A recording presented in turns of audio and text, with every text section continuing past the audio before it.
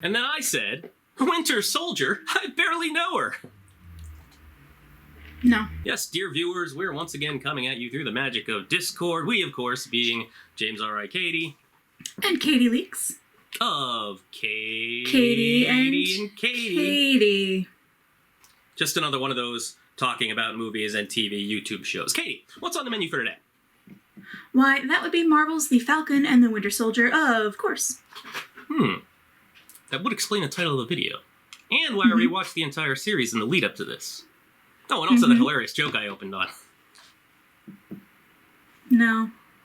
Oh, come on, at least Winter Soldier actually ends in "er." Give me that. No. So, who would like to start? It's been a few months since the blip, and man, you think geopolitics are bad in the real world?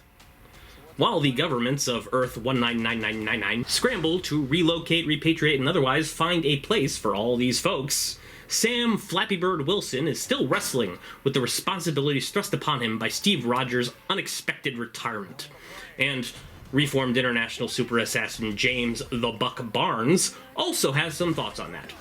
Shenanigans ensue, including, but not limited to, explosions, flying squirrel suits, exotic cocktails, explosions, Kurt Russell's son, murder, explosions, institutionalized racism, PTSD, and explosions.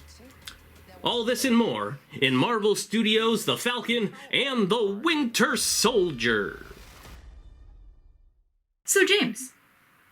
Yes, Cady? May I ask you what you thought of this delightful Marvel television show? You may. Hey, James. Yes? What did you think of this delightful Marvel television show? Overall, I felt that it was a really fun ride. Tonally, it could not have been more different than WandaVision. WandaVision succeeded because of its innate quirkiness and the small stakes and it being a very personal story, whereas to Fatwis, on the other hand, it feels much more like the Marvel movies that we've come to know and love, with the ton of action, global implications, and just a lot of really powerful social themes, more than maybe we've ever gotten in any single MCU IP. But those things were strengths for it in the same way that they wouldn't have been strength for WandaVision. So overall, I don't think it was without its problems, but I can get into those a little bit more later. But overall, it was fun. What did you think of this also show? Oh, yes, the show. I liked it. Leading up to it, I hadn't really, and same with WandaVision, I hadn't really watched anything or looked at any of the trailers or anything like that. Although I guess I've heard that they didn't really give too much away anyway. But I was just excited to get a story with Bucky Barnes and having him able to kind of lead the show and actually have lines for once. The first scene in the entire show, he talks more than he did in the entire Winter Soldier movie. But I quite liked it. It is definitely, you said, and we'll talk about it later, a very charged show in a different way than Marvel tends to be or has been up until now. But I very, very much enjoyed it. It's so different from WandaVision, which was also very enjoyable and I loved, but it had more of that feel of the Winter Soldier, which is one of my favorite Marvel movies. So I was very excited to kind of get back into that whole vein of everything. All right, well, now that we're going to kind of, get into the whole meat and potatoes and what have you, just be aware, spoilers. I know I've gotten bad these days at not watching everything the week it comes out, so if you haven't seen stuff yet, do not watch this part of the video until you have seen it. AKA spoiler alert. To that end, every time that I sit down to start editing one of these, at least when it's about an MCU project, I always kick myself and say, "Oh, I forgot to remind the audience that we don't have an extensive background knowledge of the comics or anything like that. We did it for the first couple of reviews that we did, and then we just kind of stopped And then I promptly forget to do it again at the beginning of the next video. But because of the nature of this show and the possibility that we're going to discuss some somewhat sensitive social matters, I feel it's really important that people know that not only do we not have extensive knowledge of the comics, I didn't even know who Isaiah Bradley was before the show, but we're also certainly not qualified to comment with anything other than an outsider's knowledge on issues of, systemic racism, PTSD in veterans affairs, or just any of that heavier stuff. I mean, it's going to come up, and I'm hoping that we can discuss it with a degree of, the appropriateness. But yeah, it should be known. So, since we're sort of in the little, world of disclaimers at the moment, I will, of course, obviously, compare certain scenes especially to Winter Soldier, the movie. Especially the way that this opened was very reminiscent of Winter Soldier with, the whole Batroc thing and everything. And that, and there's another moment, like I think it was the last episode, that were very, just felt so much like, and it was so wonderful. But just bear with me, because I will, of course, or I will indeed, reference that movie quite a lot. Just needs to be addressed right at the beginning. Director and showrunner, Carrie Skoglund. Apparently award-winning, though her IMDb proves that she's directed, plenty of stuff, but she did this entire series, and then I guess she did one episode of The Punisher, and she did a couple of Walking Dead, but I've never really seen any of the stuff that she's done, but I just thought it was worth noting that, she ran this whole production. There were only a couple of moments where I was, really impressed by the cinematography or things like that in the entire series. But I would say that at the very least, she did not do a bad job, because when someone does a bad job, you can really notice. And this, at no point was I anything was wrong. So, but yeah, I mean, we're supposed to start with that, right? So you mentioned Batroc, 𝘳𝘪𝘥𝘥𝘭𝘦𝘥. Mm-hmm. And it's funny because I was literally thinking, I was just the night before this premiered, I was like, I wonder if we're going to see Batroc again. And then it's Nope. The first scene of the first episode. Fun fact: I didn't realize that Georges St-Pierre, the guy that plays him, is I guess regarded as one of the greatest fighters in MMA history. Nice. So he was already Batroc the Leaper before he became Batroc. So that's kind of cool. That's pretty cool. A case of getting the role because you actually know what you're doing. Yeah, exactly. And are able to do the things. So pretty early on in that first episode, we're introduced to the big bads of this whole thing. Flag smashers. Want to bring the world more or less back to the way it was during the blip, where I guess I can't say for sure because we've seen so little of the world during that time. Come on, Marvel. I guess there was some weird renewed sense of unity or something on a global scale, because I guess, after 50% of the world just vanishes, people kind of have to cluster together, and then it's things like national borders and stuff like that become less important in the face of, I was going to say global tragedy, but universal tragedy. I am sure that I'm not the only one that felt this way. In fact, I guarantee it, because the show itself did not feel this way. But a lot of, the Flag Smashers and Carly's agenda doesn't sound that crazy. Right? Mm-hmm. I mean, the idea of a world without borders, that's kind of beautiful in a way. Everyone is a citizen of the world, and we're all on the same team. Arbitrary borders don't actually help anyone, that sort of thing.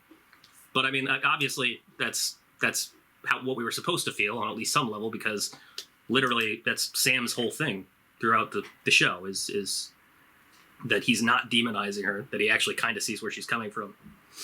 And that's the first moment where I'm like, okay, well, we're gonna get a lot of looking at issues from both sides in this project, and I had no idea how much to expect just at that point, but then again, a world unified might sound like a really great idea, but in some ways, Thanos' plan didn't sound that terrible. It's interesting, too, that was the focus of this. The villain was, like, you know, a normal person who was, you know, sick of the hand that everyone had been dealt, and, you know, to them, their cause was, you know, it made sense and everything, because that's sort of, I think Black Panther probably was the first one that really did that, too, with the villain was just, you know, not a bad guy, but going about it in what to others didn't seem to be the best way. Methods are not, Hashtag relatable, dude.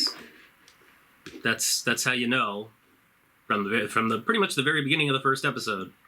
As soon as Torres explains who the Flag Smashers are, you're like, well, wait a minute, that doesn't actually sound like the worst thing ever. I mean, we might as well talk about sort of where Sam and Bucky are at the start of this whole thing. Sam has, for reasons that are not entirely clear at the beginning, decided that he can't take up the mantle of Captain America, donates the shield to a museum. We get a nice little scene with Rhodey, of all people, so that was kind of cool. And like, I don't think it really hit me at the time, but when I rewatched the episode, there's like this whole other, there's this subtext, because, you know, later on in the series, that, you know, because the issue of race and the idea of a black Captain America hypothetically pissing a lot of people off, there's like this sort of these overtones throughout that conversation. Undertones?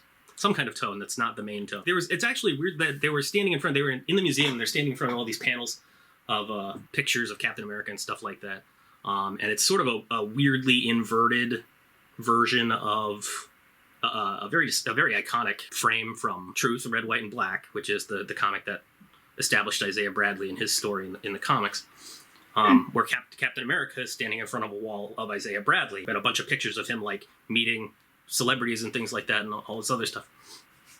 So that was kind of interesting. Like I said, I didn't realize it at the time, but in a lot of ways that scene kind of set the tone, one of the tones for the show moving forward. Mm-hmm.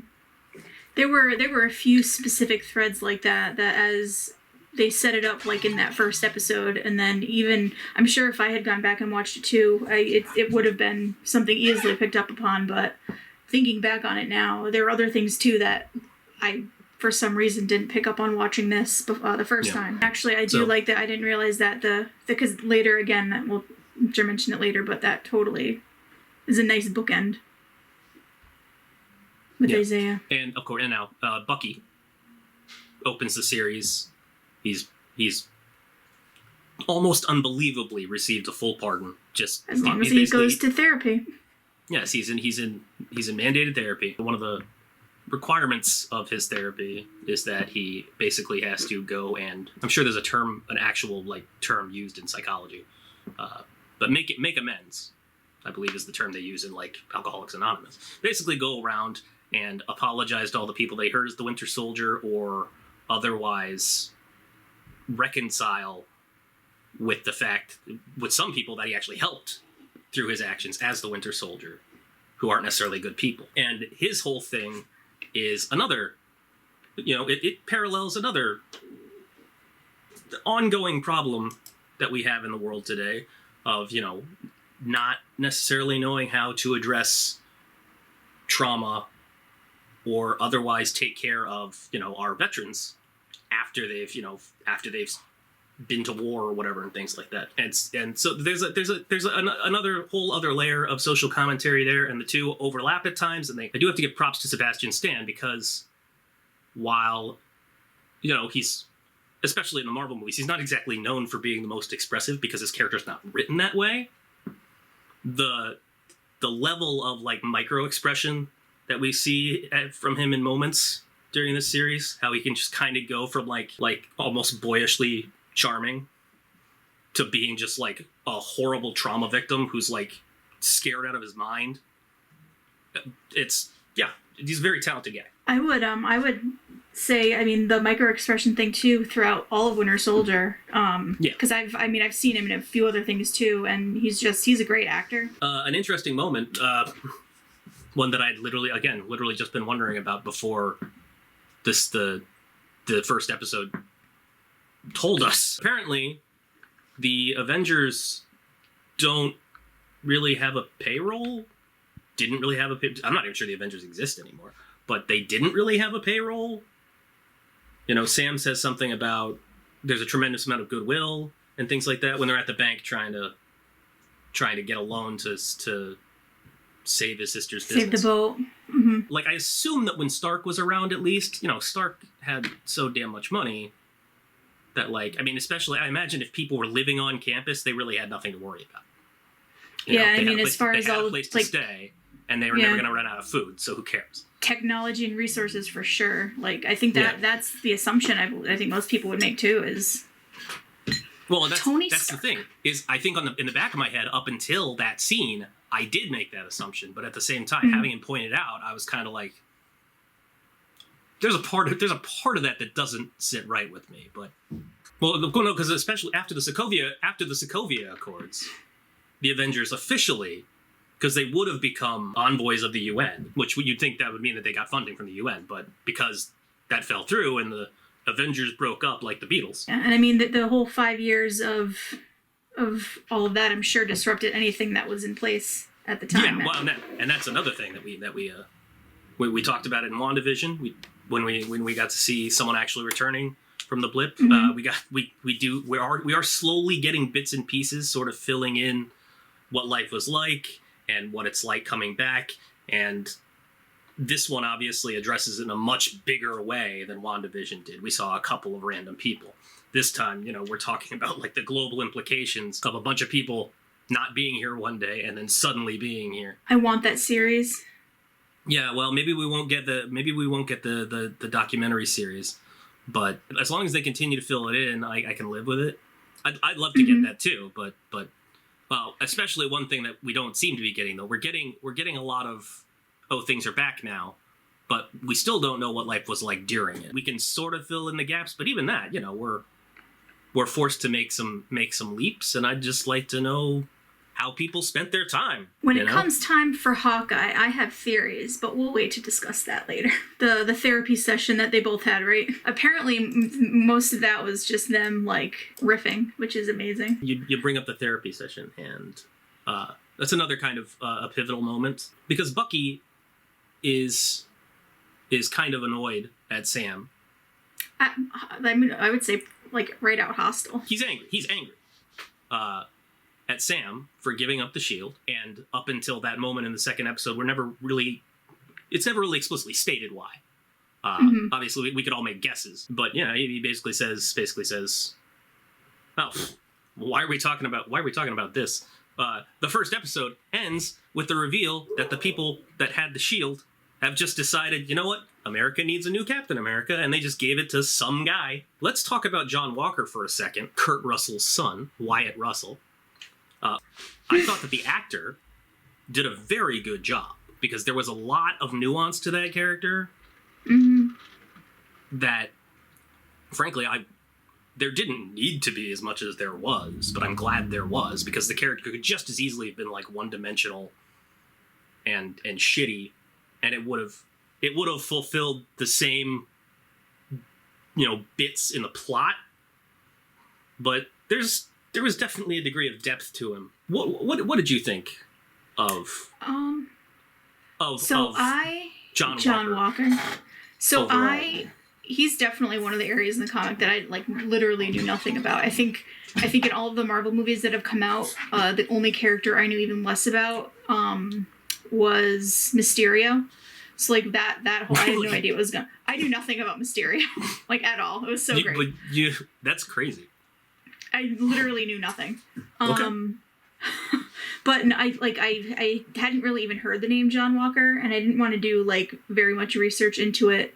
And I'd heard that his introduction brings it down to more like of a like grittier than we're used to Marvel stuff being, just because of the nature of his character. And I think I really did kind of expect him to just be very one-dimensional, and I spent like most of the series like just not sure how I felt about him. And even at moments where they, really did, give him that depth and everything, I was like, but do I want to care? Like, where is he just going to turn around and become like the bad guy, which I also was kind of expecting. So I'd be interested to see how he plays into the series later. Like, or not just this series if there's a season 2, but the MCU generally. But I don't know. I still don't know. Because they're very clearly not done with him.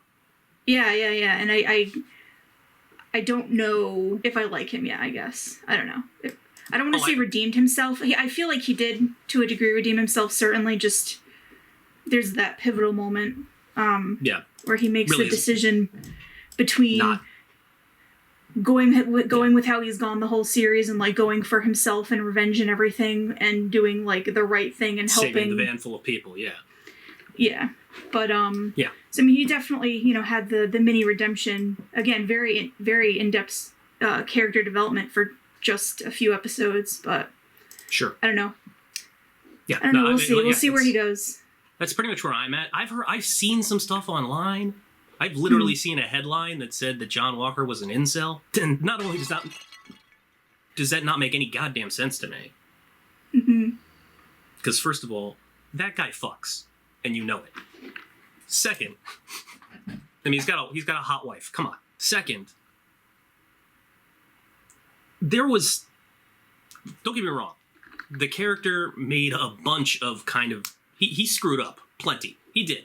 And not just the very obvious big one that ultimately got him disavowed as Captain America. But, he clearly had some rage issues. He probably has some past trauma in addition to his trauma experienced in the military.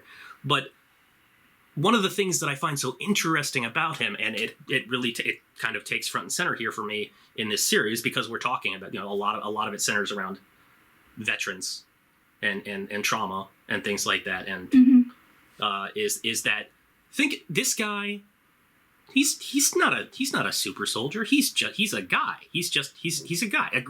Granted, a strong athlete, military experience, smart. But they're literally asking him to fill the shoes of the greatest superhero ever by many metrics. And he's not even a super soldier.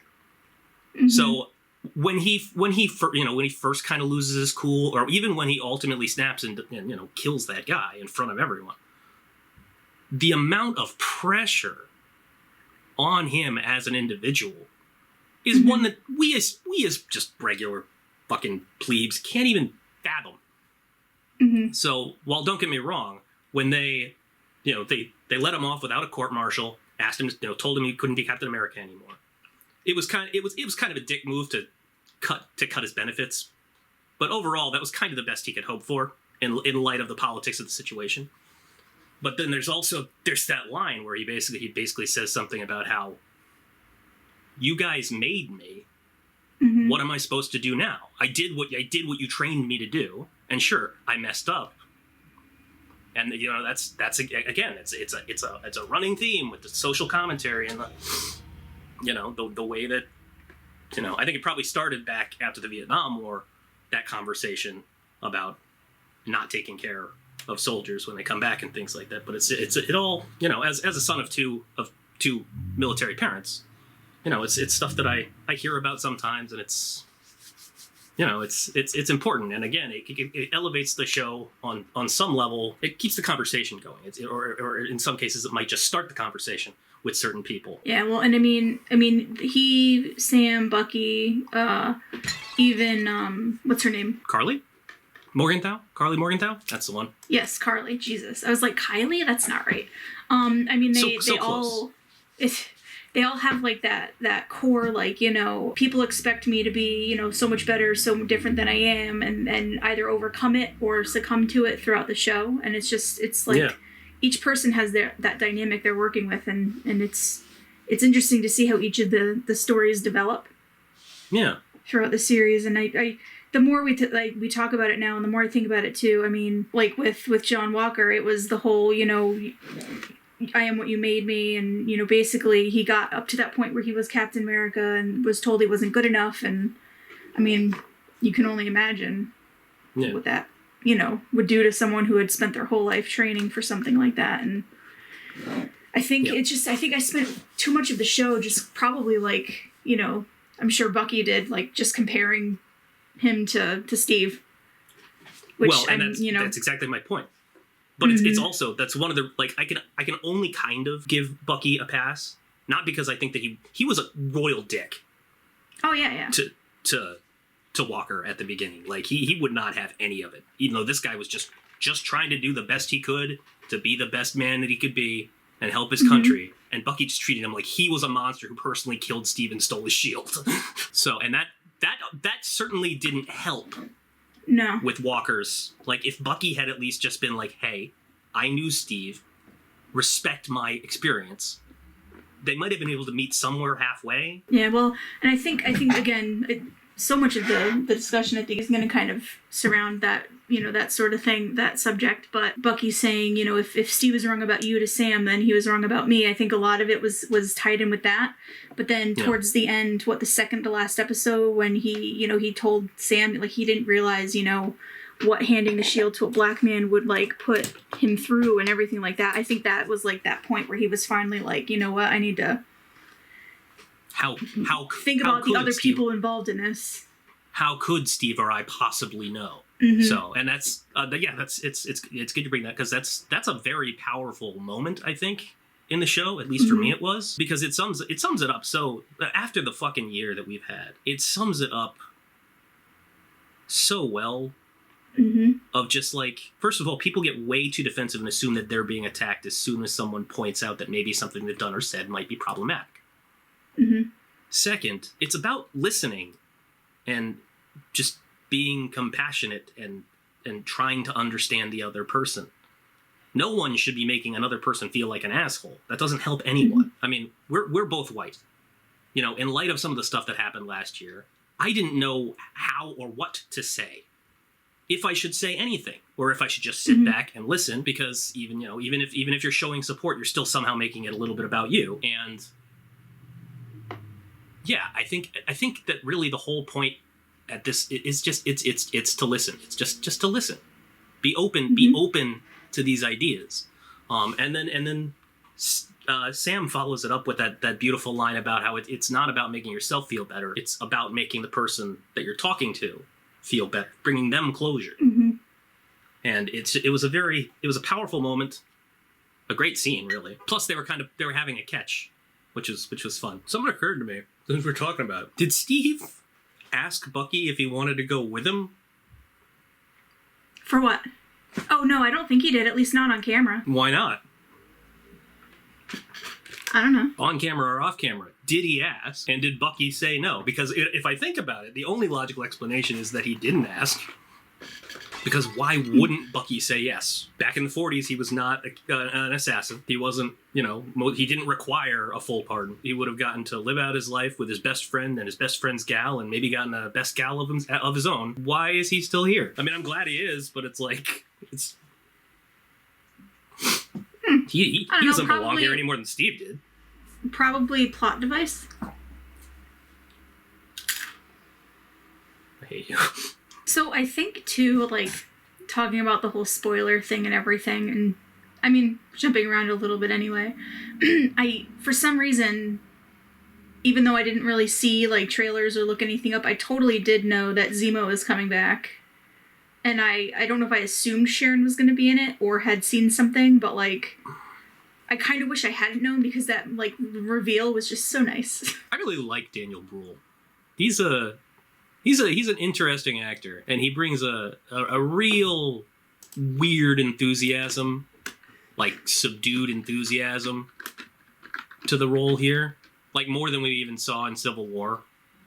Because to be honest, in Civil War he was kind of one-dimensional, and here like you still got the scheming and the cleverness and the ruthlessness, but there's also like there's a weird like. Just like everything else he does, it's subtle and precise, but there's a weird like sense of humor and like glee that you get coming off of him when he does just little things. Like he knows he's outsmarted someone, or even when like Bucky is holding a gun in his face and he feels like he's won and that he's somehow gonna like get Bucky to kill him. There's that moment in his face, and you're just like, yeah, Daniel Bruhl, very talented. I don't recall like them saying he was actually like a Baron in Winter Soldier. Oh, I mean, Civil War. They did not at all. In fact, I fully expect that they had no intention of us ever seeing the character again, despite leaving him alive at the end of the movie. Mm-hmm. That still reads to me like just in case. I suspect that they named him Zemo, Helmut Zemo, to sort of tie it to the comics without really connecting him too much. Like bringing the character, yeah. Exactly, because the character's been around for a long time, and he's a lot more despicable than what we've seen here. But like I said, I enjoyed the character enough that I'm totally fine with him having come back, and I'm totally fine with him coming back again. Since we're talking about, you brought up, ugh, fuck me, Sharon. Mm-hmm. Great to see Agent Carter again, because we basically haven't seen her since Civil War. Good to see her back. I even enjoyed seeing her, you know, like, it was an interesting different side to the character, because after the events of Civil War, she stole the shield and the wings back so that Sam and Cap could make their escape. She got disavowed by the US as a result. She ended up relocating to Madripoor, and in that time, she's sort of had to make some shady deals. She's had to kind of adapt. She's become a little bit bitter and a little bit more suspicious. And all of that lends a degree of a new energy to the character. That was perfectly fine to see. There are elements of it that concern me. I mean, she's the power broker, right? They've been talking about her this whole series. Mm-hmm. Though nobody seems to know her real identity except for, like, her and Carly. But if she's the power broker, some of her decisions don't really make a lot of sense. What in God's name would possess her to lead Sam and Bucky to the guy who's literally making the super soldier serum that she wants, with fucking Baron Zemo, noted super soldier hater, in tow? Why would she even entertain that notion? And of course, that scene is the first hint that we get that maybe, just maybe, and of course it's so subtle that if you haven't watched any more of the series, you could never really pick up on it in that first. But when Zemo shoots Dr. Nagel, she steps in and says, "What did you do?" And she says it in such a way that it's not just like, "Oh my God, you killed someone." It's like, "Oh my God, you killed him." There's the little things like that, like throughout it, that hint to her, and I like literally had no idea. I was very surprised, which I don't know if that's because I was, I don't know, not paying attention. There are also plenty of things that suggest that she's not, but those prove to not be true, because really the only logical explanation, when you take everything in its entirety, is that her end game is to get that pardon so that she has once again has access to US state secrets. But even that seems, she's rolling a lot of dice here. For me, the way that her character is written in this is one of the show's weaker points. It raises a lot of questions. I just think it could have been handled a little bit better, or they could have maybe just done something a little more interesting with it. Was cool to see her actually kicking ass Black Widow style, though. I'm trying to remember if I knew beforehand. I don't think so that the Dora were going to show up. Yeah, no, I don't think I knew that beforehand, but I was glad they did. And the fight, the fight was quite good, especially with Bucky just standing there like, "Oh no." Though actually, I have a little beef with that scene too. Not necessarily that it was bad, and if anything, it just the fighting or. No. It's not even a problem with the writing or it's a problem with the characters. I'm angry at some of the characters, because that whole fight started because John Walker in sort of just trying to be friendly, kind of put his hand on one of the Dora Milaje's shoulders, and she kicked the shit out of him. The point is, it escalated way too quickly. It didn't have to become a fight at all, and because it became a fight, Zemo, who they were there to take, got away. I mean, as cool as Wakanda is, the idea that the Dora Milaje have jurisdiction anywhere that the Dora Milaje deign themselves to be is a dangerously arrogant policy. That's not cool. And this demonstrates exactly why. You flew off the handle and you lost your quarry. Come on. Well, that was a defining moment for Walker, because they weren't super soldiers and they kicked his ass. Well, I mean, again, that's one of those things too, where like the changes in attitude that seem so out of place and stuff, like, there were 5 years that they went through that, yep. Who knows what happened to them in that time. Fair enough. I mean, and again, it's not like I'm not saying the characters didn't act in character. I'm sure that they did. And we know that the Wakanda are a proud people. Mm-hmm. So I'm not saying there's anything wrong with it. I'm just saying that if I knew these people personally, I would have told them, "Hey, you overreacted." Oh, I'm kidding. Obviously, I wouldn't actually say that because I'd be too scared, but you'd think it. I would want to. Oh, I do have to point out, I should have said this earlier when we were talking about The Whole World Is Watching. Really pisses me off that after Carly punches Lamar into a pillar and kills him, Walker runs over to him, checks his vitals for a second, just like, you know, does one of these, and then runs off to kill some other guy. I would say, in addition to all the other things that I've said, another thing that's sort of like, it's like, is how good is this character? How bad is this character? Is he needed to pursue that person, even though it wasn't the one personally responsible for killing Lamar, instead of attempting resuscitation right then and there. So I think that though, like the symbology of it, like, because Lamar was definitely like probably the main thing keeping him in check and keeping him from like giving into the anger. So the, you know, him dying or seeming to be dead is what, like, you know, snapped him into action. Definitely.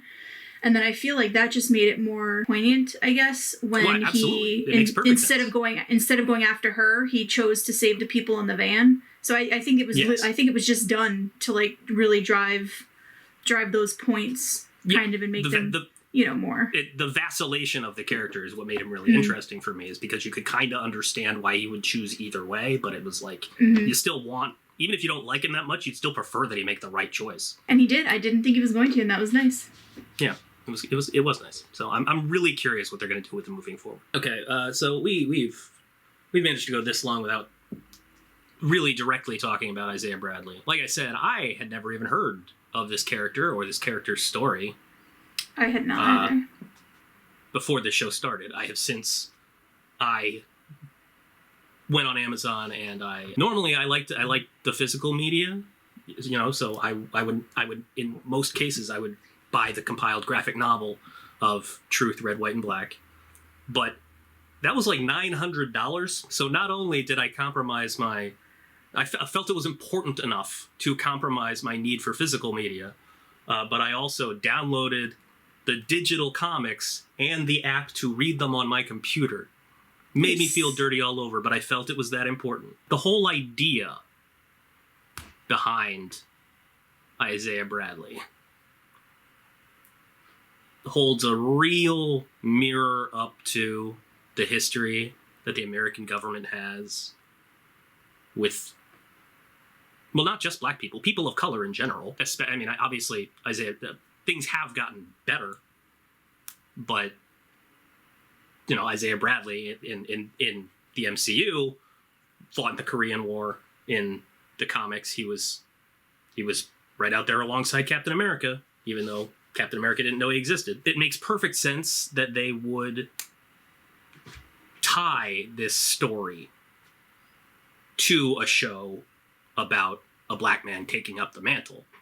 I mean, it would almost make, it makes too much sense, honestly. But yeah, I don't even really know how much I can say about it. I think it was powerful. Carl Lumbley had some really beautiful, I mean, he wasn't in the show much, but when he was, he had some really powerful things to say. He delivered them with a gravitas that one can really only expect from someone carrying so much pain with them. Again, I'm not even sure I'm qualified to say much about it, but I do think that it added to the show. It certainly made me think. It did make me feel a little bit bad. Not personally responsible, just bad.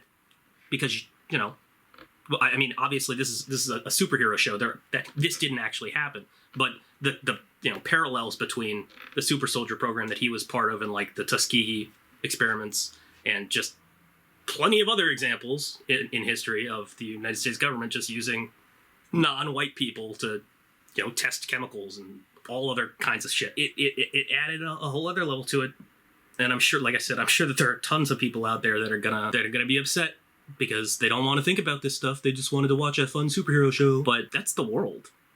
Mm-hmm. This is where we're at. Take your head out of the sand, man. We've been here a long time.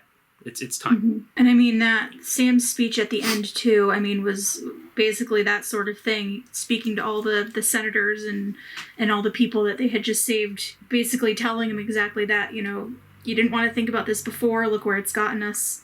Moving forward, we need to discuss it and work at it and everything. Yeah, the thing that bothered me the most about that speech was not even that it was too long, not in the sense that made it worse, because I think that everything it was all very important, but just from a pacing standpoint, it really, like, after the first half of the final episode was just fast-paced, awesome fun, and then we had that, and like if they could have figured out a way to say the same thing but in a slightly snappier, shorter way, I think it would have made it better, because overall that last episode was kind of jarring. like I said, first half, great and fun. And then the second half felt like they just had a bunch of stuff that kind of needed to wrap up. But like, yeah, I mean, like I said, the speech was important. I won't even say that it wasn't a little preachy. It probably was, but this is where we're at. Sometimes that's what people need to listen. I mean, after we had the cute family moment, which was nice, the wrap up for it. We'd eat back on the docks when like they were having the party or whatever, and like Bucky showed up with like the cake and stuff. The image of like just holding his arm out and like the kids were hanging off of it was like the cutest thing ever. Got a couple of other notable characters that should probably just be mentioned. Clay Bennett, we already mentioned once or twice. Played Lamar Hoskins. Lamar Hoskins seemed like a pretty chill guy, regardless of how you felt about Walker. I mean, I liked him the entire time. He was sort of the mediating force. He would be like, hey, maybe we should listen to what Bucky has to say. Even though Bucky continued to treat both of them like shit. So it was kind of a bummer to see him die. Yeah. It would have been nice for him to have stuck around, and even if he was incapacitated for the rest of the show. The other probably most notable actor cameo that I was completely unprepared for would be fucking Contessa de la Renta or something, whatever, blah, blah, blah, blah. Contessa Valentina Allegra de Fontaine. Julia Louis-Dreyfus. Oh, yes. Seinfeld's Elaine, of all fucking people. Don't Valentina call me Allegra Val. de Fontaine. Yes. Contessa, don't call me Val. I was not prepared for that. She didn't really do much. They're clearly setting up for something. Not just because of the few things that she did do, but just like they wouldn't get Julia Louis-Dreyfus to appear in 2 episodes of a show and then not do something with it. Well, I'm assuming she'll have something to do with the U.S. agent shenanigans.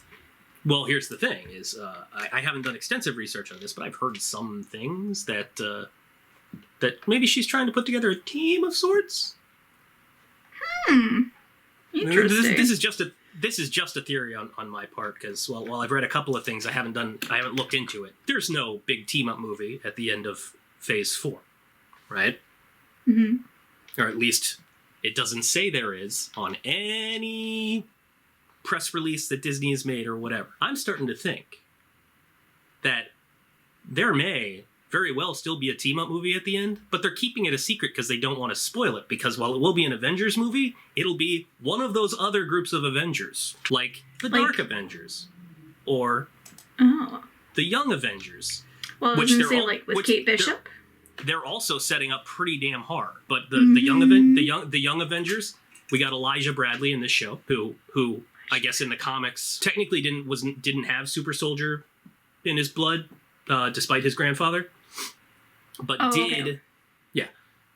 but was using mutant growth hormone to simulate it, but then eventually got a blood transfusion from Isaiah that did give him super soldier powers. So there's your Captain America. We got Kate Bishop. We got Tommy and Billy. They're building towards some stuff, and they're trying to, like, they're not making any official announcements because they want it to be like, woo.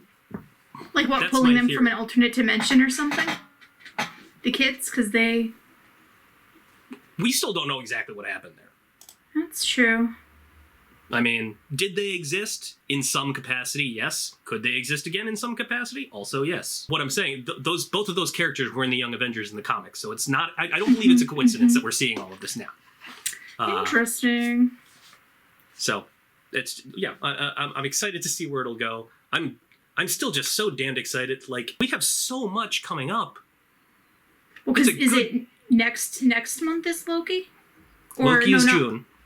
Black Widow is in July. Shang-Chi is like 2 months later, and then the Eternals is like 2 months later, and then Spider-Man is like 2 months after that. There's more movies than we've ever gotten in a year. Action-packed. It's going to be wacky pants. And then on top of that, I'm pretty sure we have at least one more TV show this year, and then a handful of others that are in the works. Well, Hawkeye's in the fall. Well, there you go then. We're going to have our work cut out for us, and thank God this whole thing is almost over. So, Cady. Would you recommend The Falcon and the Winter Soldier to our dear viewers? I would. I would indeed. Not only because, again, getting back into, not that WandaVision didn't, but getting back into, like, propelling the series MCU forward.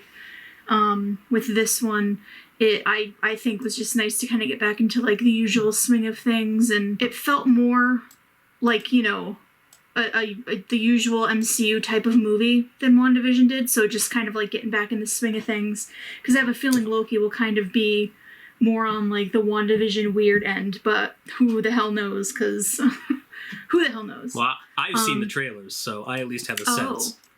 I have not. I don't know yet if I want to watch it. I don't think I do, because I didn't for WandaVision, and that made it so much better.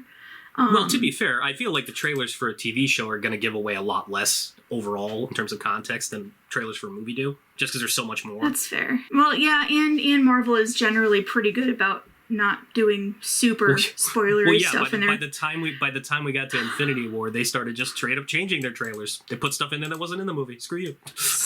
So good. Anyway, this particular series I would indeed recommend, not just for the Marvel-y goodness and, you know, and the usual Marvel things, but, you know, just the messages throughout the series and everything are just super important and are good to acknowledge and be aware of and everything like that too. So I think it is probably one of the most important, I think, current Marvel projects, just because of that fact for the launching point of the series and just generally, I think, culturally as well. So, hey, James?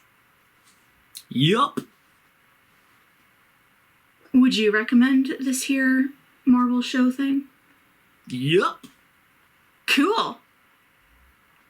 Why? I mean, like I said, the show has a lot to say about the current state of things in the real world, and it does it through the fantasy framework of, you know, action, adventure, superhero, stuff like that. And while I'm sure that there are some people out there who deal with these issues on a very real level, on a day-to-day basis, that might feel like exploring them in such a setting might actually be somehow doing them a disservice or making light of them.